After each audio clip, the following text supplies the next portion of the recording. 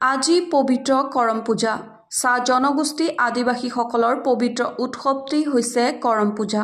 কৰম পূজা মূলতঃ অসমৰ চাহ জনগোষ্ঠীসকলৰ মাজত উদযাপন কৰা জনপ্ৰিয় আৰু তাৎপৰ্যপূৰ্ণ এটা কৃষিভিত্তিক উৎসৱ।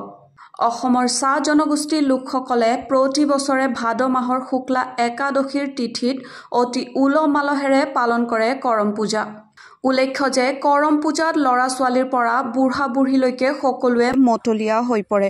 ঢোল মাদলৰ চেৱে চেৱে নাচোনৰ পয়োভৰ ঘটে ডেকা গাভৰুসকলৰ মাজত। সকলোৱে অন্য কাম পাহৰি আত্মহাৰা হৈ পৰে এই কৰম উৎসৱত।